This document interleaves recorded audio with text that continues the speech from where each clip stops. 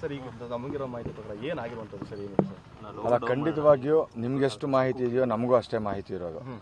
ಈಗ ಅವರು ಸಾಮಾನ್ಯವಾಗಿ ಇಲ್ಲಿ ಅವ್ರಿಗೆ ನಿಮಗೆ ಗೊತ್ತಿದೆ, ಮುತ್ತಪ್ಪರವ್ರಿಗೂ ಅವತ್ತಿನ ಕಾಲದಿಂದ ಬೆದರಿಕೆಗಳಿತ್ತು.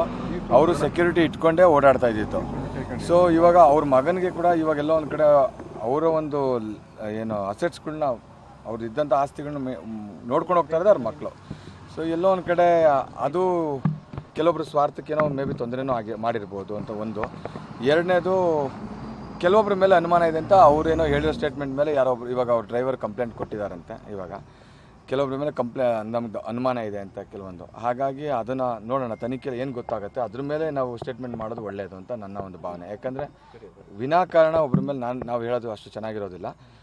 ಆಲ್ರೆಡಿ ಕಂಪ್ಲೇಂಟ್ ಕೊಟ್ಟಿದ್ದಾರೆ. ಇವಾಗ ಯಾರ ಮೇಲೆ ಡೌಟ್ ಇದೆ ಅನ್ನೋದು ಅವರು ಡೀಟೇಲ್ಸ್ ಹೇಳಿದ್ದಾರೆ. ಸೊ ಹಂಗಾಗಿ ಅಲ್ಲಿ ಏನು ಬರುತ್ತೆ ತನಿಖೆಯಲ್ಲಿ ಅದ್ರ ಮೇಲೆ ಅವ್ರು ಕ್ರಮ ಕೈಗೊಂಡ್ಲಿ.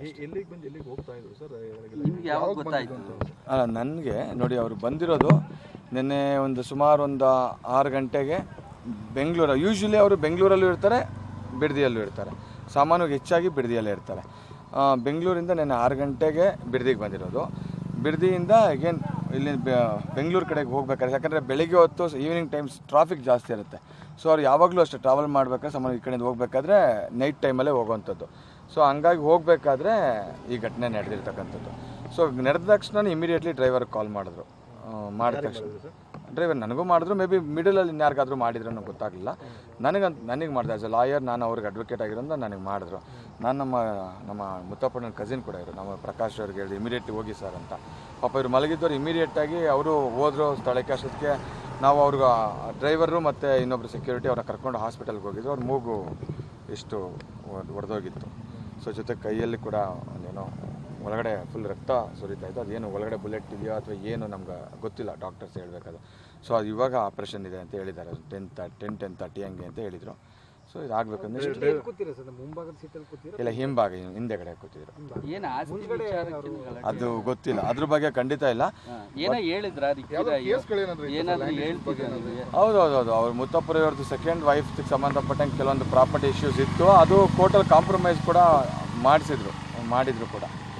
ಸೊ ದೆನ್ ಇನ್ನೊಂದು ಯಾವುದೋ ಒಂದು ಇವಾಗ ರೀಸೆಂಟಾಗಿ ಒಂದು ಇಶ್ಯೂ ಮಾಡ್ತಾಯಿದ್ರು ನಿತೇಶ್ ಅವರು. ಅದು ಇಶ್ಯೂ ಕೂಡ ಸ್ವಲ್ಪ ಸೀರಿಯಸ್ ಆಗಿ ಹೋಗ್ತಾ ಇತ್ತು. ಅದು ಕೂಡ ಒಂದು ಇಶ್ಯೂ ಆಗಿತ್ತು. ಡ್ರೈವರ್ಗೆ ಏನಾದರೂ ಅವ್ರಿಗೆ ಏನೋ ಇಂಜೂರ್ ಆಗಿದೆ? ಡ್ರೈವರ್ಗೆ ಆಗಿದೆ. ಆ್ಯಕ್ಚುಲಿ ಡ್ರೈವರ್ ಹಿಂದೆಗಡೆ ಇಲ್ಲಿ ಇಷ್ಟು ಕಿತ್ತೋಗಿದೆ ಫುಲ್ಲು. ಅದು ಹಿಂದೆ ಕಿತ್ತೋಗಿ ತಿರ್ಗಿ ಹಿಂದೆಗಡೆ ಸರ್. ಈಗ ಬಸವರಾಜು ಸರ್, ಈಗ ಬಿಡದಿ ಠಾಣೆಯಲ್ಲಿ ಅನ್ಪೂರ್ಣ ಅವ್ರ ಮೇಲೆ ಕೊಟ್ಟಿದ್ದಾರೆ, ಅಂದರೆ ಫಸ್ಟ್ ವೈಫು ಅನ್ನೋದು ಏನು ಸರ್? ಅದು ನಿಮಗೆ ಗೊತ್ತಿರೋಂಥ ಬಸವರಾಜು ಫಸ್ಟ್ ವೈಫ್ ಅಲ್ಲ, ಅನ್ಪೂರ್ಣ ಅಲ್ಲ, ಅನುರಾಧ ಅನ್ನೋರ ಬಗ್ಗೆನಾ? ರಿಕ್ಕಿ ಅವ್ರ ಫಸ್ಟ್ ವೈಫ್ ಮೇಲೆ ಆ ಥರ ಏನು ಕಂಪ್ಲೇಂಟ್ ಕೊಟ್ಟಿಲ್ವಲ್ಲ? ಬಸವರಾಜು ಅವರು ಕೊಟ್ಟಿದ್ದಾರೆ. ಇಲ್ಲ, ರಿಕ್ಕಿ ಅವ್ರಿಗೆ ವೈಫ್ ಅಷ್ಟೇ ಒಬ್ಬರೇ. ಅವ್ರ ವೈಫ್ಗೂ ಅದಕ್ಕೆ ಸಂಬಂಧ ಇಲ್ಲ. ಮೇ ಬಿ ಅವ್ರು ಯಾವ ಕಂಪ್ಲೇಂಟ್ ಕೊಟ್ಟಿದ್ದಾರೆ ನೋಡಬೇಕು ನಾನು. ರಿಕ್ಕಿ ಅವ್ರು ಏನು ಕಂಪ್ಲೇಂಟ್ ಕೊಟ್ಟಿದ್ದಾರೆ ಡ್ರೈವರು, ಅದನ್ನು ಒಂದು ಕಾಪಿ ನೋಡಿ. ಯಾಕಂದ್ರೆ ಇನ್ನೂ ಅವ್ರು ಮಾಡ್ತಾ ಇದ್ದಾರೆ ಅಂತ ಹೇಳಿದ್ರು. ನನಗಿನ್ನೂ ಕಾಪಿ ಕೊಡಲಿಲ್ಲ ಅವರು. ಸೊ ಕೊಟ್ಟ ತಕ್ಷಣ ಖಂಡಿತ ಅದ್ರ ಮೇಲೆ ಸರ್ ಈ ಇನ್ಸಿಡೆಂಟ್ ಎಲ್ಲ ನೋಡಿದ ಸಂದರ್ಭದಲ್ಲಿ ಪಕ್ಕ ಪ್ಲಾನ್ ಮಾಡಿಕೊಂಡು ಅವರು ಖಂಡಿತ ಇದು ಅವ್ರನ್ನ ತುಂಬ ದಿವಸಗಳು, ತುಂಬ ತಿಂಗಳುಗಳು ವಾಚ್ ಮಾಡೇ ಇದು ಮಾಡಿರ್ತಕ್ಕಂಥದ್ದು. ಯಾಕಂದರೆ ನನಗೆ ಎಲ್ಲೋ ಒಂದು ಕಡೆ ಆ್ಯಸ್ ಎ ಲಾಯರ್ ಆಗಿ ನಾವು ಎಷ್ಟೋ ಕ್ರಿಮಿನಲ್ ಕೇಸ್ಗಳು ನೋಡ್ತಿರ್ತೀವಿ.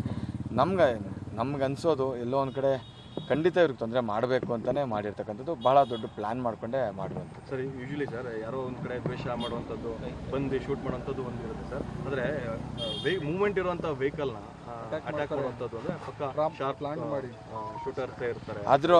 ಅಷ್ಟೊಂದು ಎಕ್ಸ್ಪರ್ಟ್ಸ್ ನಾನಲ್ಲ. ಮೇ ಬಿ ನನಗೆ ಅದ್ರ ಬಗ್ಗೆ ಅಷ್ಟು ಐಡಿಯಾ ಇಲ್ಲ. ಸೊ ಮೇ ಬಿ ನೋಡೋಣ ತನಿಖೆಯಲ್ಲಿ. ಅಫ್ಕೋರ್ಸ್ ಪೊಲೀಸ್ ರಾತ್ರಿ ಇಮಿಡಿಯೇಟ್ಲಿ ನನಗೆ ಇನ್ಫಾರ್ಮೇಷನ್ ಬಂದ ತಕ್ಷಣ ಇಮಿಡಿಯೇಟ್ಲಿ ಐ ಕಾಲ್ಡ್ ಪೊಲೀಸ್. ಹೌದೌದು, ಯಾಕಂದರೆ ಅವರ ಆಸ್ತಿ ವಿಚಾರದ ವಿವಾದಗಳಿತ್ತು. ಖಂಡಿತ ಇದೆ. ನೀವು ಮುತ್ತಪ್ಪರವ್ರ ಹೆಸರಲ್ಲಿ ನೀವು ಗೂಗಲ್ ಮಾಡಿದ್ರೆ ಎಷ್ಟು ವಿವಾದಗಳಿದೆ ಅಂತಲೇ ಬಂದ್ಬಿಡುತ್ತೆ. ಆಸ್ತಿ ವಿವಾದದಲ್ಲಿ ಸೆಕೆಂಡ್ ವೈಫ್ ಜೊತೆಗೆ ಖಂಡಿತ ವಿವಾದ ಇದೆ. ಜೊತೆಗೆ ಇನ್ನು ಬೇರೆ ನಿತೇಶ್ ಅನ್ನೋರ ಜೊತೆಗೆ ಒಂದು ವಿವಾದ ಇದೆ. ಸೊ ಇದೆ ಖಂಡಿತವಾಗಿ. ಇನ್ನು ಬೇರೆ ಹೌದಲ್ಲ, ಅವರೇ ಅಲ್ವಾ ಮುತ್ತಪ್ಪರವ್ರ ಮಗ ಅಲ್ವಾ ಅವರು. ಹಾಗಾಗಿ ವಿವಾದ ಇದ್ದೇ ಇರೋದು. ಅದ್ರಲ್ಲಿ ಅವ್ರು ಇದ್ದೇ ಇರ್ತಾರಲ್ಲ. ಅಲ್ಲ, ವಿಲ್ ಮಾಡಿಟ್ಟಿರ್ತಾರೆ. ವಿಲ್ ಪ್ರಕಾರ ಕೋರ್ಟಲ್ಲಿ ಆರ್ಡರ್ ಆಗುತ್ತೆ. ಆ ಕೋರ್ಟಲ್ಲಿ ವಿಲ್ ಪ್ರಕಾರ ಏನು ಆರ್ಡರ್ ಆಗಲಿಲ್ಲ. ಕೊನೆಗೆ ಕೇಸನ್ನು ನಡೆಸಿ ಕೋರ್ಟ್ಗೆ ಅವರು ಓಡಾಡಿ ಕೆಲವೊಂದು ಆಗು ಹೋಗುಗಳ ಬಗ್ಗೆ ಎಲ್ಲ ಫ್ಯೂಚರ್ ಎಲ್ಲ ಕಾನ್ಸಿಕ್ವೆನ್ಸಸ್ಗಳ ಬಗ್ಗೆ ಯೋಚನೆ ಮಾಡಿ ಕೊನೆಗೆ ರಿಕ್ಕಿ ಅವರು ಕಾಂಪ್ರಮೈಸ್ಗೆ ಅಂದರೆ ಆಗಿದ್ದಂತೆ ಕಾಂಪ್ರಮೈಸ್ ಆಯ್ತು. ಅದು ಕಾಂಪ್ರಮೈಸ್ ಆಗಿ ಅದ್ರ ಮೇಲೆ ಡಿಗ್ರಿನೂ ಆಗಿ ಇವ್ರಿಗೇನು ಶೇರ್ ಬೇಕೋ ಅದನ್ನು ಕೊಟ್ಟು ಅವ್ರಿಗೇನು ಕೊಡಬೇಕೋ ಕೊಟ್ಟಿದ್ರು. ಆದರೂ ಆಗಿದೆ. ಅದು ಯಾರಿಂದ ಆಗಿದೆ, ಯಾಕಾಯಿತು, ಯಾವ ಸ್ವಾರ್ಥಕ್ಕೋಸ್ಕರ ರಿಕ್ಕಿಯವರಿಗೆ ಈ ಥರ ತೊಂದರೆ ಮಾಡೋಕೆ ಹೋದ್ರು, ಅದು ತನಿಖೆಯಲ್ಲಿ ಪೊಲೀಸ್ನವ್ರು ಗೊತ್ತಾಗ ಮಾತಾಡ್ಸೋದು ಸರ್ ಇಲ್ಲ. ಆ್ಯಕ್ಚುಲಿ ಅವ್ರು ಇನ್ನೂ ಮಾತಾಡೋ ಸ್ಥಿತಿಯಲ್ಲಿ ಖಂಡಿತ ಇಲ್ಲ, ಆರೋಗ್ಯ ಸ್ಥಿತಿ ಮಾತಾಡೋ ಸ್ಥಿತಿಯಲ್ಲಿ ಇಲ್ಲ. ಇದು ಮೂಗು ಇದಾಗಿದೆ.